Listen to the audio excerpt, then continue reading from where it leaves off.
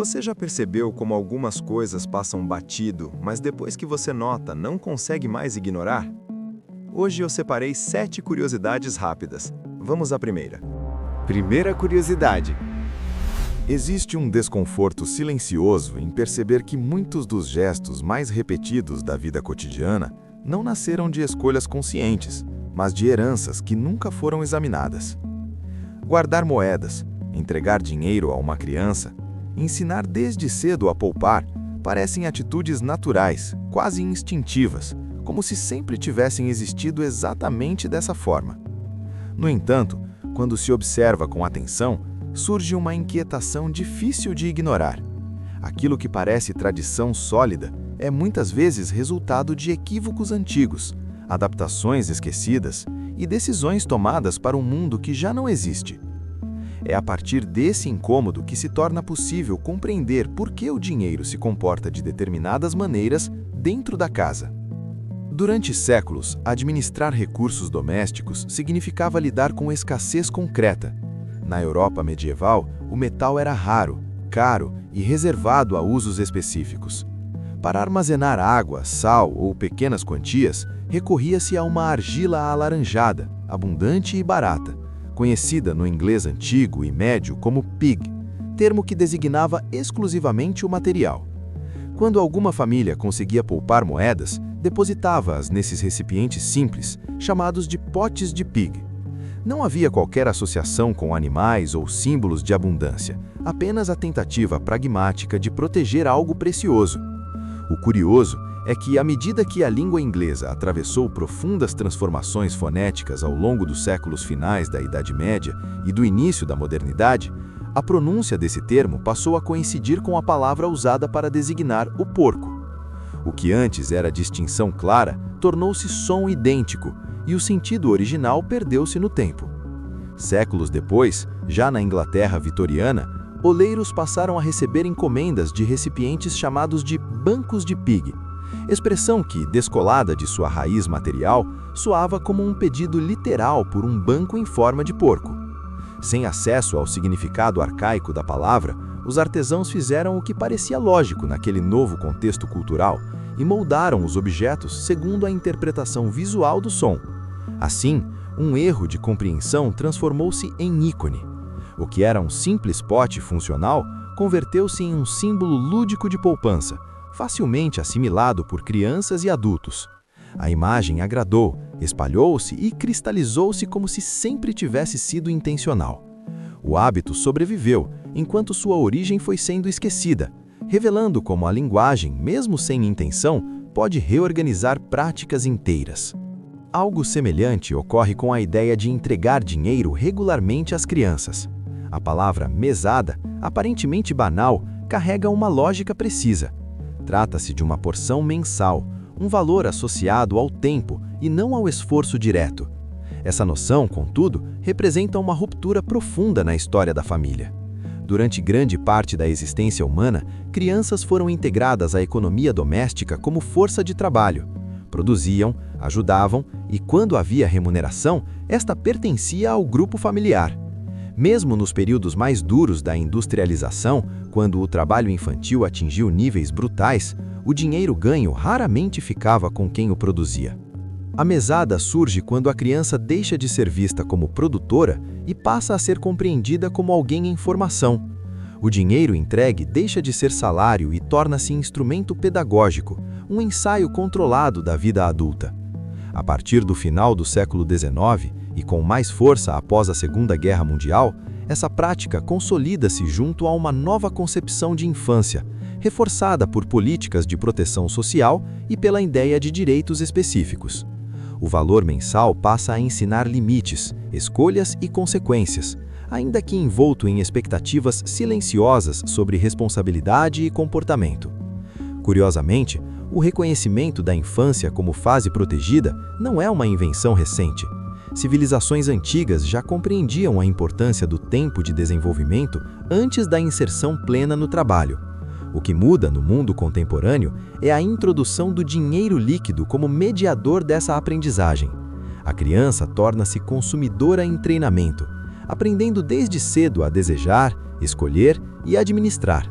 Por trás do gesto aparentemente simples de entregar uma quantia mensal, escondem-se séculos de transformação social, deslocamentos de sentido e uma tensão constante entre cuidado, controle e expectativa.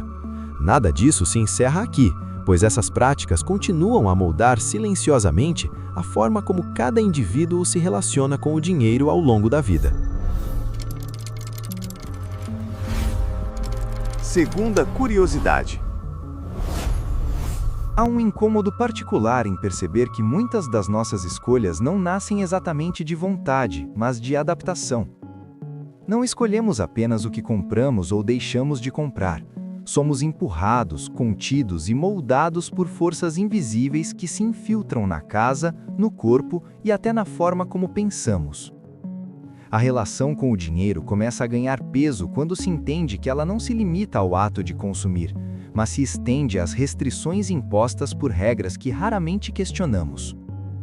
Ao longo da história, essas restrições mostraram um poder perturbador de reorganizar a vida cotidiana de maneiras profundas e muitas vezes cruéis. No final do século XVII, na Inglaterra, surgiu um imposto que transformou a luz em luxo. Incapaz de tributar diretamente a renda sem provocar revolta, o Estado decidiu medir a riqueza por algo visível e aparentemente neutro: o número de janelas de uma casa. A lógica parecia simples, quase elegante. Casas maiores teriam mais janelas, e quem tivesse mais janelas pagaria mais. O que se seguiu, porém, revelou algo essencial sobre o comportamento humano. Diante da perspectiva de perder dinheiro de forma explícita, proprietários começaram a emparedar suas próprias fontes de luz. Janelas foram fechadas com tijolos, casas novas nasceram já escuras, e a arquitetura urbana passou a refletir uma decisão defensiva, não estética. O sol tornou-se caro. As consequências não ficaram restritas ao desconforto visual. Ambientes sem ventilação e sem luz direta favoreceram doenças, agravaram deficiências nutricionais e adoeceram corpos inteiros. A tentativa de arrecadar recursos terminou por deteriorar a saúde coletiva. O que esse episódio expõe, com uma clareza desconcertante, é a disposição humana de sacrificar bem-estar, conforto e até saúde para evitar a sensação imediata de perda financeira. A expressão popular que emergiu naquele período, associando impostos a um roubo feito à luz do dia, não era metáfora exagerada, mas descrição literal de uma política que cobrava pela entrada do sol nas casas. Pouco tempo depois, em outro canto da Europa, o dinheiro voltou a ser usado como ferramenta de reengenharia social. Na Rússia, sob o comando de Pedro o Grande, um imposto sobre barbas foi criado com o objetivo declarado de modernizar a aparência do país. A barba, carregada de significado religioso e cultural, passou a ter um preço. Quem desejasse mantê-la precisava pagar e portar um símbolo material dessa escolha. O rosto masculino tornou-se campo de decisão orçamentária. A elite, desejosa de evitar custos e de demonstrar adesão ao projeto de modernização, rapidamente adotou o rosto escanhoado. A identidade visual de uma nação começou a mudar não por convencimento cultural, mas por pressão financeira. Esse mesmo mecanismo de pressão reaparece de forma mais sutil dentro das casas contemporâneas. A desordem doméstica, frequentemente tratada como mero problema estético, impõe um custo real ao funcionamento mental. Ambientes carregados de objetos competem pela atenção de maneira constante. O cérebro não ignora a bagunça, ele trabalha ativamente para suprimi-la. Esse esforço contínuo consome energia, eleva o estresse e reduz a capacidade de planejar, lembrar e decidir. Com o sistema de autocontrole sobrecarregado, decisões financeiras tornam-se mais impulsivas. A busca por alívio rápido se traduz em consumo, e o ciclo se fecha quando a própria compra contribui para aumentar a desordem que a provocou. É nesse terreno psicológico já fragilizado que emerge um dos fenômenos mais perigosos para o equilíbrio financeiro doméstico. Denis Diderot descreveu no século XVIII a experiência de receber um objeto luxuoso que não combinava com o resto de sua vida. O novo roupão, belo e sofisticado, fez com que todo o ambiente ao redor parecesse inadequado. Um objeto puxou outro e cada substituição criou a necessidade da próxima. O dinheiro não foi gasto por utilidade, mas para restaurar uma coerência simbólica. Ao final, o que deveria representar liberdade transformou-se em servidão. Esse mecanismo permanece ativo até hoje. Um item fora do padrão habitual projeta uma nova imagem de quem somos ou gostaríamos de ser. O restante da casa, do guarda-roupa ou da rotina passa a denunciar uma identidade antiga, agora sentida como insuficiente. O desconforto cresce e o consumo surge como promessa de harmonia. Compra-se não para resolver uma necessidade concreta, mas para silenciar uma tensão interna. O dinheiro deixa de ser meio e passa a ser instrumento de manutenção da própria imagem. É por isso que o debate moderno sobre pequenas despesas diárias frequentemente erra o alvo. Focar obsessivamente em cortar prazeres modestos pode gerar exaustão e culpa, enquanto decisões estruturais muito mais impactantes permanecem intocadas. A saúde financeira não se constrói pela vigilância permanente de cada detalhe, mas pela capacidade de proteger pequenas fontes de prazer e, ao mesmo tempo, automatizar escolhas grandes, raras e decisivas. O perigo não está no café cotidiano, mas nas espirais silenciosas que se formam quando identidade, ambiente e dinheiro se misturam sem que o sujeito perceba. Terceira curiosidade. Basta uma única compra fora do padrão para que tudo comece a parecer errado. O que antes servia, deixa de servir. O que antes era suficiente, passa a incomodar. É assim que se inicia um dos mecanismos mais silenciosos e perigosos do consumo, conhecido como efeito Diderot, responsável por transformar uma decisão pontual em uma sequência de gastos que raramente estava nos planos iniciais. Esse fenômeno foi descrito no século XVIII por Denis Diderot, filósofo francês que, durante grande parte da vida, conviveu com limitações financeiras. A situação mudou quando recebeu uma quantia expressiva ao vender sua biblioteca para Catarina da Rússia. Com esse dinheiro, decidiu comprar um roupão de seda escarlate, luxuoso e muito superior a tudo o que possuía até então. O problema não foi a compra em si, mas o efeito imediato que ela produziu. Ao vestir o novo roupão em seu escritório, Diderot percebeu que o restante do ambiente parecia deslocado. A cadeira simples passou a parecer grosseira. A mesa de trabalho tornou-se pobre aos seus olhos. As gravuras nas paredes transmitiam uma sensação de descuido. Nenhum objeto havia se deteriorado, mas todos passaram a parecer inadequados diante da nova peça. Para corrigir essa sensação, ele começou a substituir cada item, não por necessidade funcional, mas por uma exigência interna de coerência. Ao final, confessou que havia perdido algo essencial. Antes, dominava seus bens. Depois, sentia-se dominado por eles. Esse relato ilustra como o consumo se relaciona diretamente com a identidade. Os objetos não existem isoladamente. Eles formam um conjunto que comunica, de forma silenciosa, quem a pessoa acredita ser. O antropólogo Grant McCracken descreveu esse processo ao explicar que uma compra fora do padrão habitual funciona como um gatilho. Esse primeiro item projeta uma nova imagem de si mesmo, mais moderna ou mais sofisticada, enquanto o restante do ambiente continua refletindo a identidade anterior. Essa discrepância gera desconforto, ansiedade e uma sensação persistente de inadequação. Para aliviar esse incômodo, o consumo se intensifica. Comprar deixa de ser uma decisão prática e passa a ser um esforço para restaurar a harmonia simbólica. O gasto não ocorre porque algo é necessário, mas porque o cenário parece incompleto. É dessa forma que se instala a espiral do consumo, movida mais pela tentativa de silenciar um mal-estar interno do que por utilidade real. Esse mesmo mecanismo ajuda a entender um debate atual na educação financeira. De um lado, há a defesa do corte de pequenas despesas diárias, como cafés ou lanches, com a promessa de que valores modestos, acumulados ao longo do tempo, geram grandes resultados.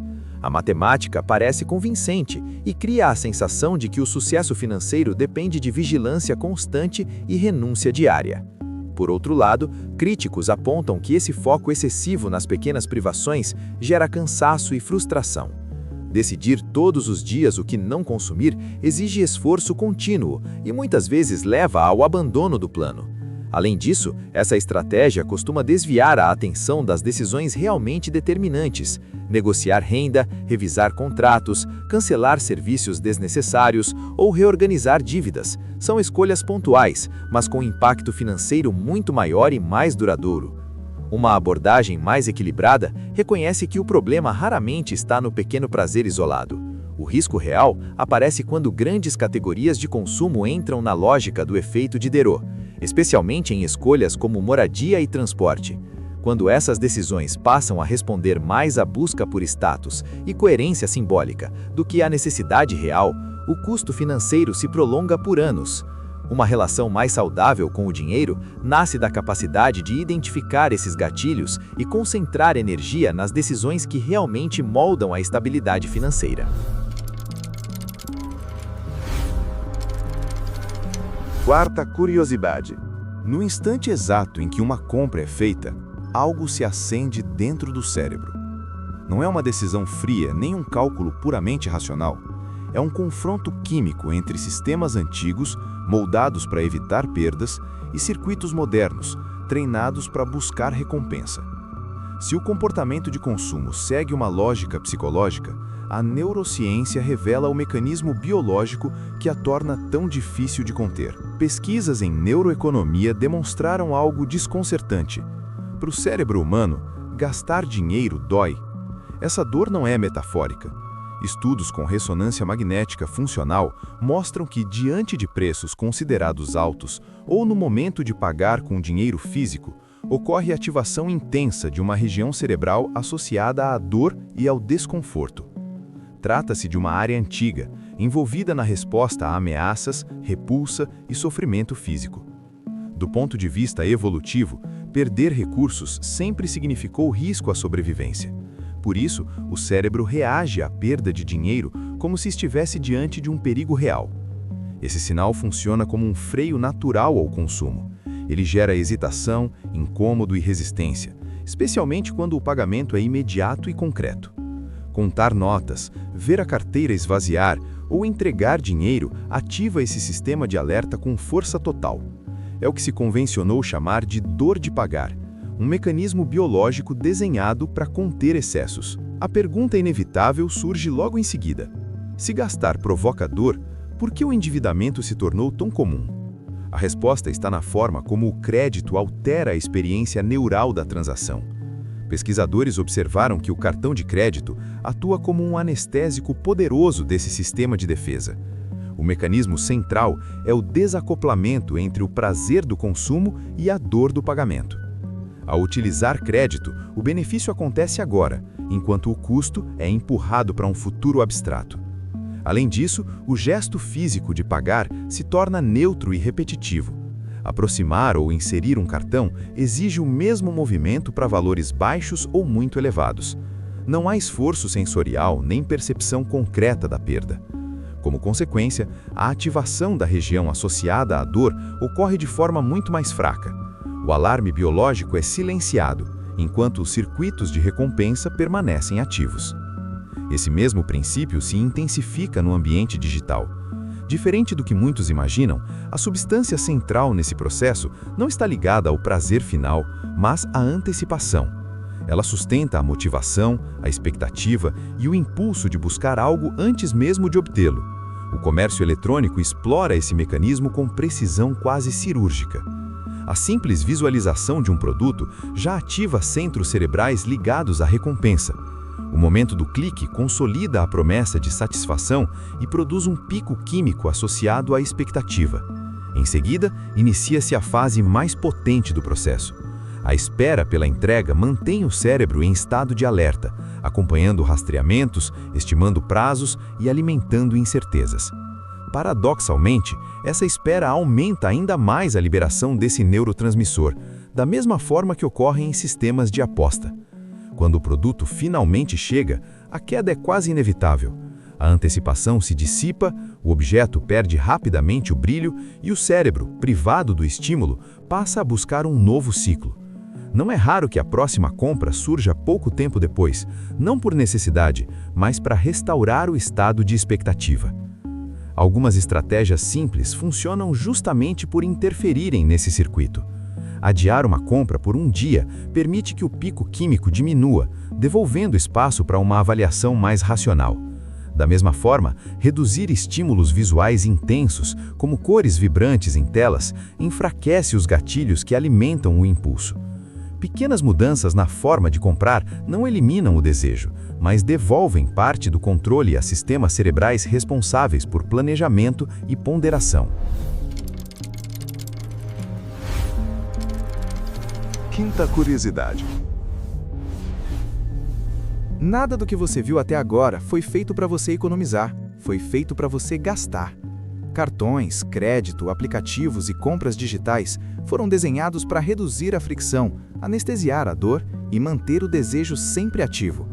Diante desse cenário, a solução mais sólida não surge da inovação tecnológica, mas de práticas antigas, desenvolvidas por culturas que entenderam cedo que o dinheiro exige método, ritual e atenção constante.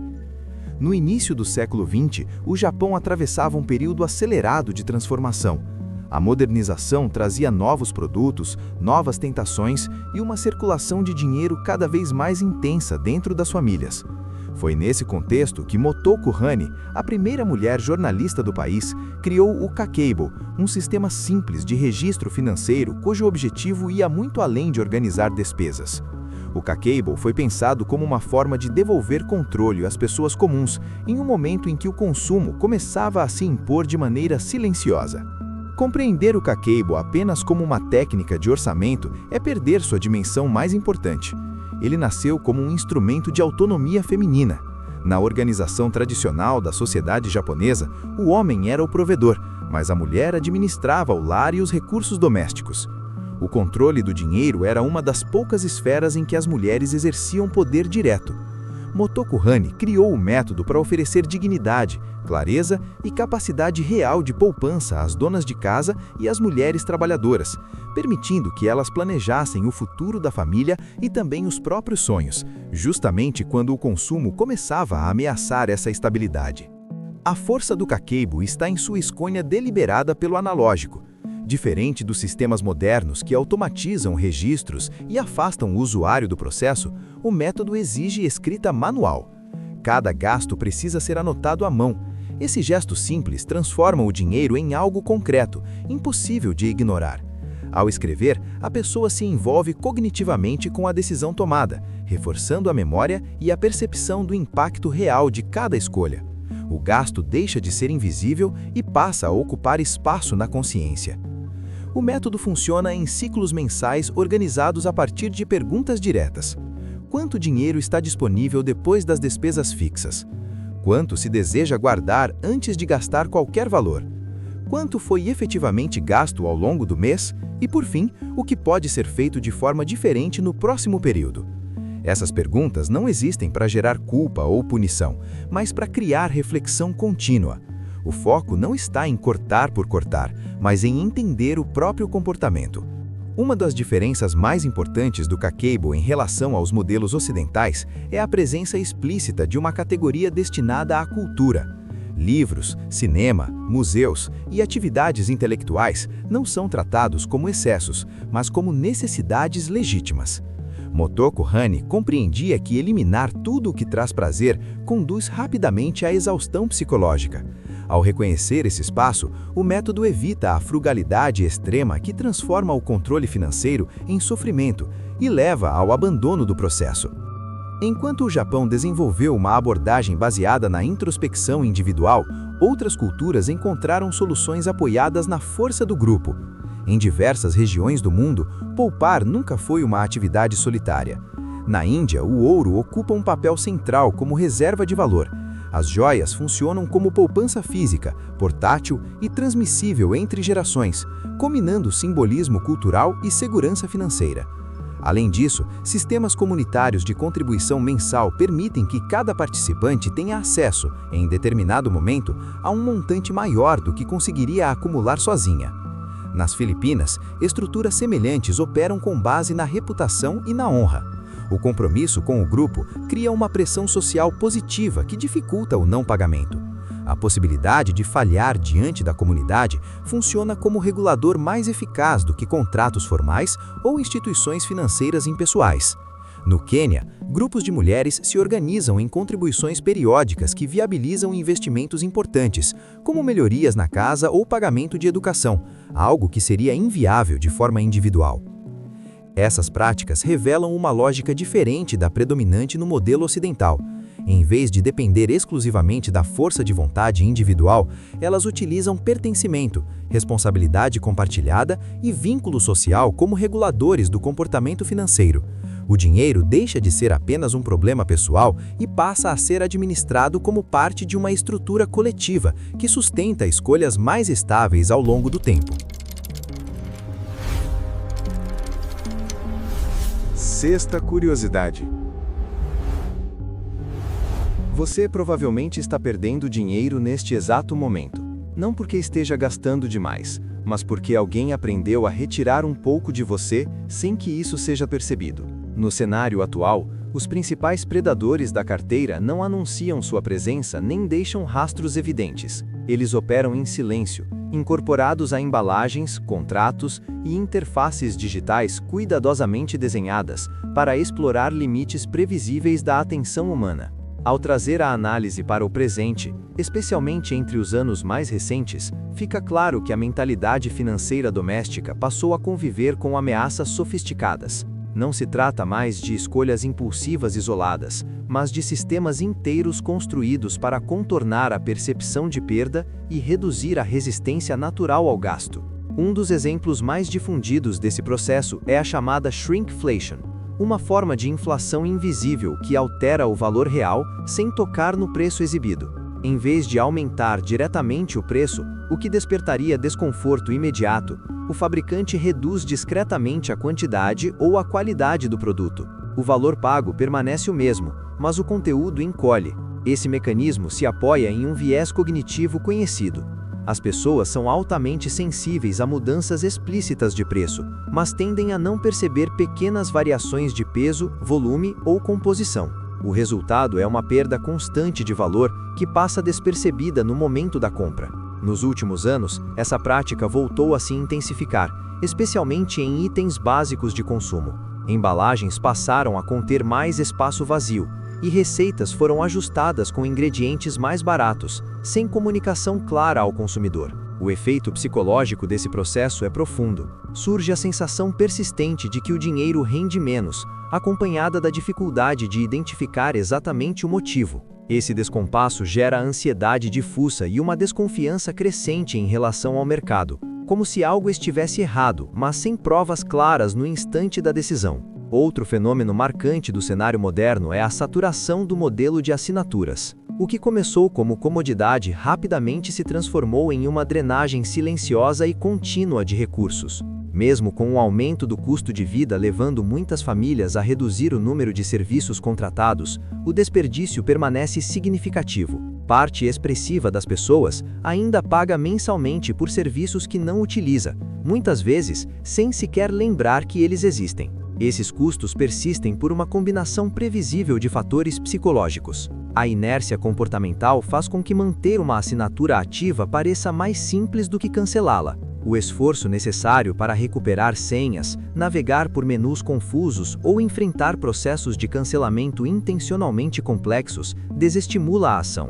Soma-se a isso a ideia recorrente de que o serviço pode ser útil no futuro, mantendo despesas irrelevantes vivas por meses ou anos nas faturas do cartão. Ao final dessa jornada, torna-se evidente que a organização financeira doméstica não é, em essência, um problema de planilhas ou aplicativos. Ela depende de autoconhecimento, compreensão histórica e reconhecimento das forças invisíveis que moldam o comportamento cotidiano. A literacia financeira moderna exige aceitar que muitos hábitos são fruto de traduções equivocadas, que se tornaram cultura, e que novos rituais podem ser criados de forma consciente. Isso implica reconhecer que o desconforto ao pagar não é um defeito, mas um sinal evolutivo útil, progressivamente silenciado por meios de pagamento cada vez mais abstratos. Implica perceber quando decisões pontuais disparam reações em cadeia, como ocorre na espiral de consumo associada à busca por coerência simbólica.